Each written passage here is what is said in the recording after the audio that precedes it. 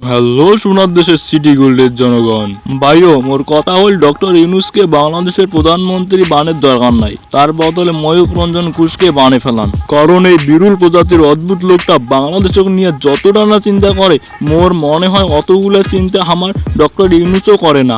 আর তাছাড়া এই টুট মারানি খনিকের ছেলে বাংলাদেশকে নিয়ে যে পরিমাণ গবেষণা করে সেই পরিমাণ গবেষণা মোর মনে হয় না নাসার বিজ্ঞানীরাও করে। তোমাগুলো বা কি কন, মোর কাম্বা মনে হয় এই ছাগলের 3 নাম্বার বাচ্চা ঘুমের মাঝেও বাংলাদেশ জপে। সেদিন এক নিউজ কল ফেনী দখল করতে নাকি তাদের 5 মিনিট লাগবে। ফেনীতে থাকা মানুষগুলো আমার সোনার বাংলা আমি তোমায় ভালোবাসি এটা শুনে ঘুমিয়ে যাইবি, আর তাদের ঘুম ভাঙবে নাকি জনগণ মন অধিনায়ক জয় হে ভারত ভাগ্য বিধাতা এইটা শুনে। থামেন, এটাই কোনো শেষ নাই। এই ছাগলের 3 নম্বর বাচ্চা আরও কইছি দিনাজপুর, গাইবান্ধা, নেত্রকোনা, সুনামগঞ্জ, হবিগঞ্জ, বরগুনা, রংপুর, চট্টগ্রাম এগুলো নাকি খুব সেন্সিটিভ জায়গা। এগুলার ভারত যদি কালে একটা হেলিকপ্টার নামায় তাহলে নাকি বাংলাদেশ টিকবে না। এগুলো অঞ্চলের মানুষ নাকি চাবান নাকি তারা ভারত চলে যাইতে। আচ্ছা তোমারগুলাই কন, এই চ্যাংড়াটা কি সবসময় পিনিকে থাকে? সকাল দুপুর রাত 3 বেলা রংপুরের বিখ্যাত সবুজ পাতা সেবন করে নাকি?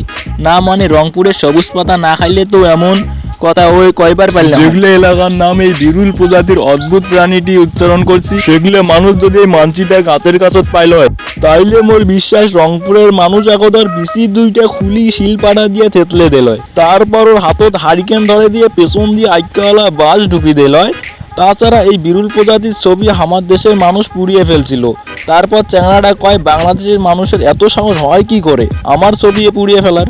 ঠিকই তো, আমার দেশের মানুষের এত সাহস হয় কেন করি একজন গণ্যমান্য জঘন্য একটা মানুষের ছবি পুড়িয়ে ফেলার। বাইরে পোড়ানোর আগে একবার আমার উচিত আসিল প্রথমে গরুর গু, পরে কুকুরের গু, তারপর বিলের গু, আর সবশেষে মানুষের গু লাগিয়ে আগুনে পুড়িয়ে ফেলার।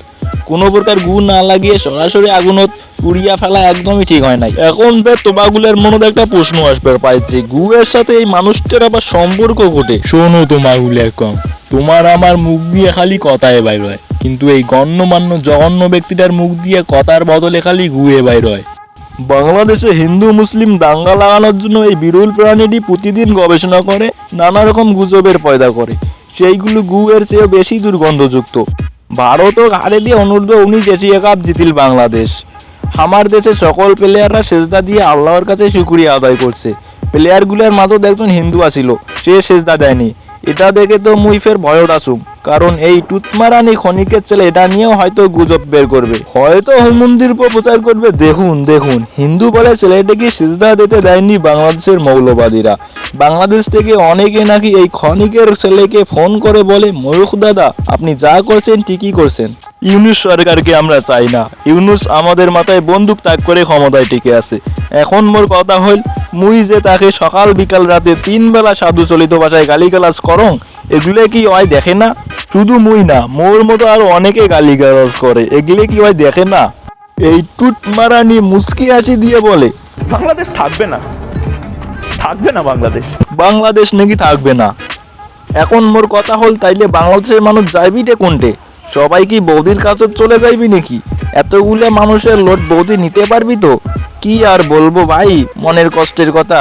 এমন মলম বিক্রেতার জ্বালায় বাঁচি না, এখন আবার আরেক ম্যাগি নুডলসের উৎপত্তি হয়েছে।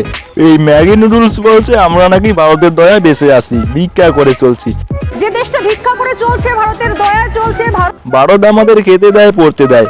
বলছিলাম কি মামুনি, রাইতত কি ময়ূক দাদার সঙ্গে স্পেশাল ক্লাস করো নাকি, যার জন্য বলছো বাংলাদেশের মানুষ ভিক্ষা করে বেঁচে আছে? নাকি ময়ূক দাদা সহ রিপাবলিক বাংলার আরো কয়েকজনকে নিয়ে গ্রুপ স্টাডি করো, যার জন্য মুখ দিয়ে শুধু ভুলভাল বেরোয়? অবশ্য আমার বন্ধু আবুলের মতে মুখ দিয়ে ভুলভাল জিনিস ঢুকলে ভুলভাল কথাই বের হবে। থাক, মেলা কথা কসুং আর না কম। ভিডিওটা এই পর্যন্তই, ভালো লাগলে সাবস্ক্রাইব করে দিবেন, আর পরবর্তী ভিডিও খুব তাড়াতাড়ি জানাচ্ছি তোমার, ততক্ষণ মোর সাথেই থাকবেন। ধন্যবাদ।